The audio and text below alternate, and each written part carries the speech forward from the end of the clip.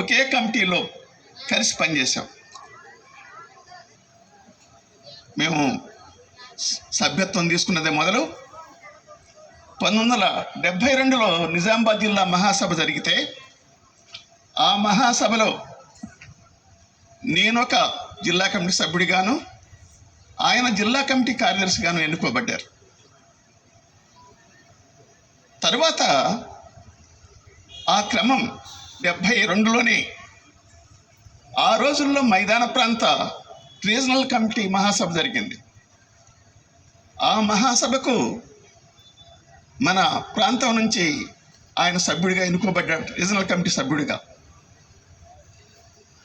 ఆనాడు నిజామాబాద్ జిల్లా కమిటీ తరఫున ప్రతినిధి వర్గంగా కామ్రేడ్ డివికే, కామ్రేడ్ యాదగిరి గారు మా జిల్లా కమిటీ జిల్లా మహాసభ ప్రతినిధులుగా రాష్ట్ర మహాసభకు ఎన్నికయ్యారు, పాల్గొన్నారు. ఆ విధంగా ప్రారంభమైనటువంటి మా ప్రయాణం ఆయన దాదాపు చివరి దాకా కొనసాగింది. వారు 75లో రాష్ట్ర కమిటీలోకి తీసుకోబడ్డారు. 75 నుంచి ఆయన న్యూ డెమోక్రసీలో కొనసాగినంత కాలం రాష్ట్ర కేంద్ర సభ్యుడిగాను, కేంద్ర కమిటీ సభ్యుడిగా కూడా ఎక్కువ భాగం కొనసాగారు. అంటే అట్టడుగు స్థాయి నుంచి మేము పునాది స్థాయి ప్రజల్లో పనిచేస్తూ క్రమంగా జిల్లా కమిటీ సభ్యులుగాను, రాష్ట్ర కమిటీ సభ్యులుగాను, కేంద్ర కమిటీ సభ్యులుగాను ఆచరణ ద్వారా, ఉద్యమాన్ని నిర్మించడం ద్వారా తీసుకోవటం జరిగింది. మేము 1980లో మేమందరం కలిసి, కొంతమంది సెక్రటరీ సభ్యులం కలిసి, ఆనాడు నేను రాసినటువంటి దానిని అందరూ ఆమోదించి ఒక 5గురం కలిసి ఒక అభిప్రాయాలు పెట్టాం. ఆ విధంగా మా మధ్య రాజకీయ సిద్ధాంత పోరాటంలో కలిసి పనిచేయటం అనేటువంటిది 22 వరకు పార్టీలో ఉన్నంతకాలం కలిసి కొనసాగింది. దాని తర్వాత అనేక సందర్భాలలో విడివిడిగా పెట్టినటువంటి సందర్భాలు ఉన్నాయి. బహుశా వీటన్నిటికీ మా సిద్ధాంత పోరాటంలో అత్యున్నత స్థాయి పోరాటం 2013లో జరిగింది. మేము 1980లో ప్రారంభించినటువంటి పోరాటం ప్రాథమిక దశ. ఆనాడు కార్యక్రమానికి పందాకు సవరణలు మాత్రమే పెట్టాం, ప్రత్యామ్నాయం పెట్టల.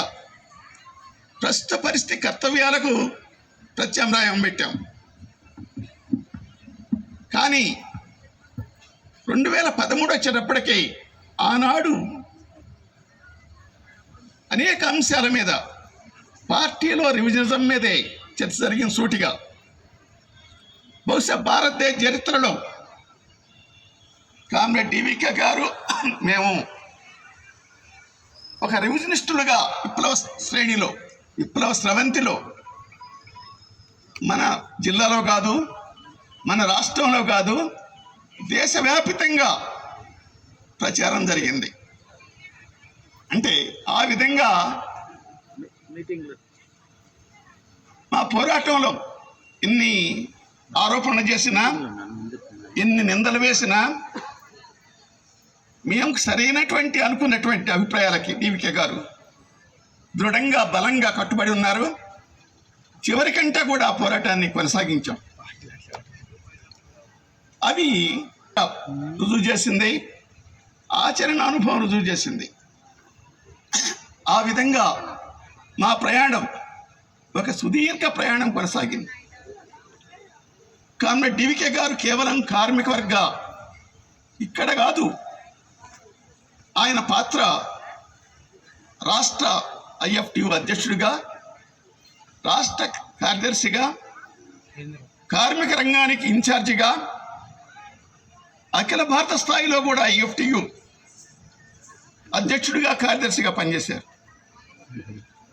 ఆ విధంగా కార్మిక రంగంలో మాత్రమే కాదు, ఆయన అన్ని రంగాల్లో పనిచేశారు. బహుశా కార్మిక రంగం తర్వాత ఒక ముఖ్యమైన రంగం సాంస్కృతిక రంగం. అరుణోదయకి కానీ, ప్రజారచయితల సంఘానికి కానీ, అంతకుముందు విరసనకు కానీ ఆయన రాష్ట్ర కమిటీలో ఇన్ఛార్జిగా పనిచేశారు. ఆ విధంగా విప్లవ సాంస్కృతికోద్యమాన్ని కొనసాగించడానికి ఎంతో తోడ్పడ్డారు. నేను వీటన్నిటికంటే అత్యంత ముఖ్యమైనటువంటిది, పార్టీకి పత్రిక అనేటువంటిది చాలా కీలకమైనటువంటిది. అటువంటి పత్రికకు రచయితగా, ప్రధాన సంపాదకుడిగా బహుశా ఆయన పనిచేసినంత దీర్ఘకాలం మా పార్టీలో ఎవరు పనిచేయలే. ఈ ప్రస్తావన అనేటువంటిది మాకు నిజామాబాదులో ప్రారంభమైంది. మేము 73, 72 మహాసభల తర్వాత జిల్లా కమిటీ తరఫున అరుణతార అనే సైక్లోస్టైల్ పార్టీ పత్రిక తీసుకొచ్చాం. దానికి బాధ్యత నేను. సాహిత్య పత్రిక, అట్లాగే కవుల సమ్మేళనంలో పాల్గొనటం, కార్మిక రంగాన్ని చూడటం, వెలుగు పత్రిక తీసుకొచ్చారు.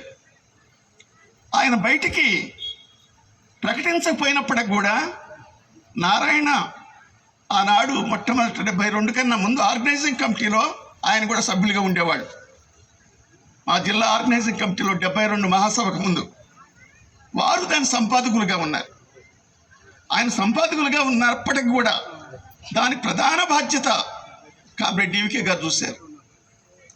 ఆ విధంగా సంపాదకత్వ బాధ్యతలు మనం ఎమర్జెన్సీ తర్వాత నుంచి 77 తర్వాత మా పార్టీ పత్రిక విమోచన కానీ, తర్వాత ప్రజాపంద కానీ, తర్వాత న్యూ డెమోక్రసీ కానీ, ఈ పత్రికలన్నిటికీ కూడా ప్రధాన సంపాదకుడిగా పనిచేశారు.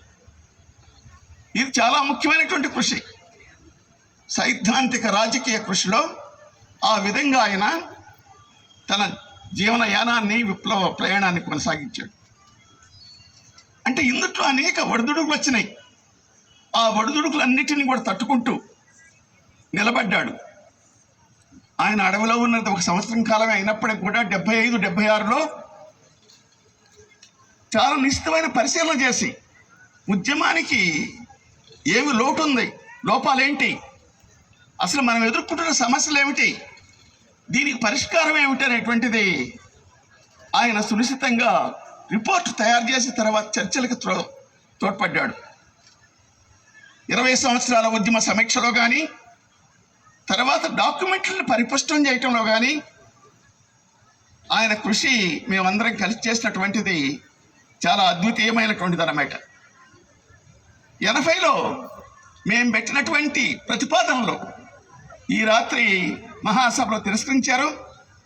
కామ్రేడ్ చంద్రపుల్లారెడ్డి గారు ఆయనే స్వయంగా మరుసటి రోజున మహాసభలో తిరస్కరించినటువంటి వాటి మేము ప్రతిపాదించినటువంటివి తను ప్రతిపాదించి ఆమోదింపజేశాడు. ఇదొక దురదృష్టకరమైన పరిస్థితి. అటువంటి పరిస్థితి పోవాలి. పార్టీలో ప్రజాస్వామిక సంస్కృతి కావాలి, పార్టీలో ప్రజాస్వామ్యం కావాలి అనేటువంటి దానికోసం నిరంతరం పోరాటం చేస్తూ వచ్చాం. పార్టీని 1980లో ప్రారంభమైనటువంటి మా మీద ప్రారంభించినటువంటి దుష్ప్రచారం ఇది పార్టీలో ముఠాలుగా త్రోవదీసింది. ఆ ముఠాలు అనేటువంటిది పార్టీని నిర్వీర్యం చేశాయి. అవి ఈనాటికి కూడా కొనసాగుతున్నాయి, మన ఇష్టాయిష్టాలతో నిమిత్తం లేకుండా.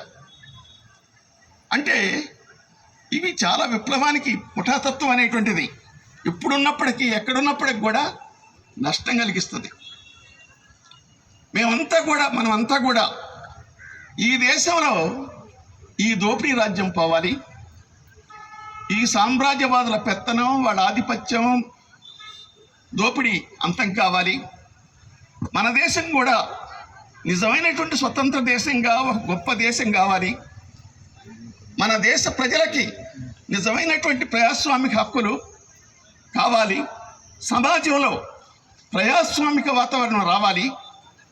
అటువంటి నూతన ప్రజాస్వామిక విప్లవం కావాలి అనేటువంటి లక్ష్యంగా పనిచేశాం.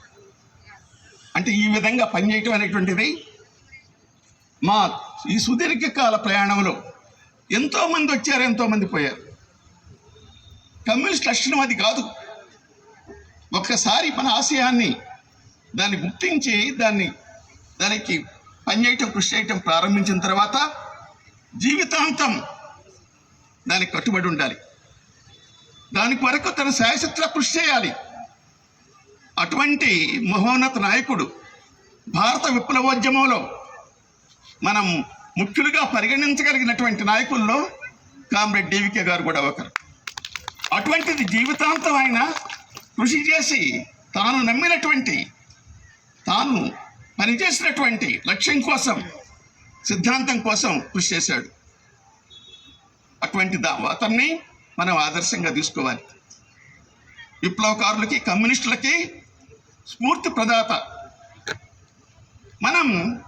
ఈనాడు మనం చేయాల్సినటువంటిది, కామ్రేడ్ ఠాగూర్ గారు చెప్పారు, విప్లవకారుల ఐక్యత అనేటువంటి చాలా ముఖ్యమైంది. దురదృష్టవశాత్తు ఈనాడు భారతదేశంలో విప్లవోద్యమం 2-3 ముఖ్యమైన కారణాల వల్ల సమస్యలు ఎదుర్కొంటూ ఉంది. అది ఒకటి చీలికలు. ఈ చీలికలు అనేటువంటివి కమ్యూనిస్ట్ విప్లవకారులుగా విప్లవాన్ని ఈ దేశంలో సాధించాలని కోరుకునే వాళ్ళం ఐక్యం కావాలి. ఎప్పటికప్పుడు కావాల్సిందే. అట్లా ఐక్యం కాకుండా ఈ దేశంలో విప్లవం వస్తుందని ఎవరైనా అనుకుంటే అది భ్రమ. అది కమ్యూనిస్ట్ ఆలోచన కాదు. అట్లా ఐక్యత కోసం కృషి చేయటం మన ముఖ్యమైన కర్తవ్యాన్ని కామ్రేడ్ ఠాగూర్ గారు చెప్పారు. వాస్తవం, సరైంది. అటువంటి ఐక్యత కోసం చేయాలి. ఎంత తొందరగా చేస్తాం? ప్రతి చిన్న విషయానికి చీలికలకి పోవటం సరైందేనా? మన పార్టీ తీసుకుంటే ప్రయాణం 72లో ఒకసారి చీలిక జరిగింది, 80లో ఒకసారి చీలిక జరిగింది, 84లో చీలిక జరిగింది, 90 ప్రాంతంలో ఒకసారి చీలికలు జరిగినాయి, 2013లో జరిగింది, 2022లో జరిగింది. ఈ చీలికలు ఏవైనా మన లక్ష్యాన్ని, మన విప్లవోద్యమాన్ని ముందుకు తీసుకుపోవడానికి తోడ్పడతాయా? ఆలోచించాలి అందరూ కూడా. నష్టం పోయాం ఈ చీలికల వలన. పార్టీలో అంతర్గతంగా ముఠాతత్వం వలన నష్టపోయాం. వీటికి పరాకాష్ఠగా చీలికలకి నష్టపోయాం. భిన్నాభిప్రాయాలు ఉంటాయి, సమాజంలో ఉంటాయి, కుటుంబాల్లో ఉంటాయి, పార్టీల్లో కూడా ఉంటాయి. సజీవమైన పార్టీల్లో భిన్నాభిప్రాయాలు లేకుండా ఉండవు. భిన్నాభిప్రాయాల సమస్యల పరిష్కారానికి చీలిక ఎంత మాత్రం పరిష్కారం కాదు. ఒకవేళ అదే పరిష్కారం కనుక అయితే రేపు ఇంకొకటి అభిప్రాయాలు వచ్చినాయి, మీది కూడా కరెక్ట్ చీలిపోతామంటారు. అదేవిధంగా జరుగుతూ వస్తుంది. ఈ చీలికల పర్వానికి ఫుల్ స్టాప్ పెట్టాలి. ఐక్యత వైపు ఆలోచించాలి. కామ్రేడ్ ఠాగూర్ గారు చెప్పినట్టుగా అది ఈనాటి అందరి బాధ్యత, గురుతర బాధ్యత. కమ్యూనిస్టులుగా మనం అటువంటి విశాలమైన దృక్పథాన్ని ఆలోచించాలి, అలవర్చుకోవాలి.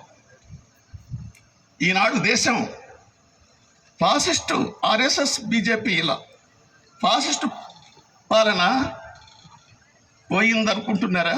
వాళ్ళ మన వాళ్ళకి ఎన్నికల్లో కొంత దెబ్బ తగిలింది, ఎదురు దెబ్బ. కానీ దేశంలో వాళ్ళు ఏం బలహీనపడలా. కేవలం 0.7% మాత్రమే ఓటు తగ్గింది. మన రాష్ట్రం లాంటి చోట అత్యంత ప్రమాదకరంగా ముందుకు వచ్చాయి. కనుక ఇటువంటి ఫాసిస్టు శక్తులకు వ్యతిరేకంగా వాళ్ళ దేశంలో 2 విషయాలు ఉన్నాయి. ఒకటి ఫాసిస్టు శక్తులు, ఫాసిస్టు శక్తులను వ్యతిరేకించేవాళ్ళు. ఈ క్యాంపుల్లో మనం ఎటు ఉన్నాం? మనం ఫాసిస్టు శక్తులను వ్యతిరేకించే వాళ్ళలో ఉన్నాం.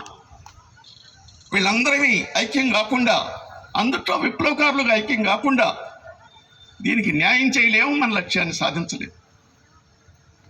అందుకోసం విప్లవకారులుగా కామ్రేడ్ ఠాగూర్ గారు చెప్పినట్టుగా ఐక్యత అనేటువంటిది చాలా అవసరం ఉంది. దానికోసం ఆలోచించాలి. మన మధ్య అనేక విభేదాలు ఉండవచ్చు, వ్యక్తుల మధ్య, గ్రూపుల మధ్య, కమిటీల మధ్య, సమస్యల మధ్య తేడా ఉండవచ్చు. వాటన్నిటినీ పరిష్కారం చీలిక కాదు. ఎంతకాలం కొనసాగిద్దాం చీలికలతోటి? ఎంతకాలం కొనసాగిస్తే ఈ సమస్య పరిష్కారం అవుతుంది చీలికలతోటి? ఎవరికి వాళ్ళే. అది పరిష్కారం కాదు, నష్టం తెస్తుంది. నష్టం తీసుకొచ్చినాయి. మేము అభిప్రాయపడుతుంది ఇప్పటిదాకా జరిగినటువంటి చీలికలన్నీ తప్పని, నష్టం తెచ్చాయని. విప్లవకారుల ఐక్యత కావాల్సిన అవసరం ఉంది. మీరు ఆ దిశగా 3 సంస్థలు కలిసి ఐక్యం కావటం అనేటువంటిది స్ఫూర్తి ప్రదాత చాలా కామరేడ్ గారు అని చెప్పేసి డెమోక్రసీ కేంద్ర కన్సల్టర్ వేములపల్లి వెంకటరామయ్య కొనియాడారు. మిగిలిన వాళ్ళు కూడా సాధించడం ఎట్లా, అందుకోసం మనం ఏం చేద్దాం అనేటువంటిది ఆలోచించాలి.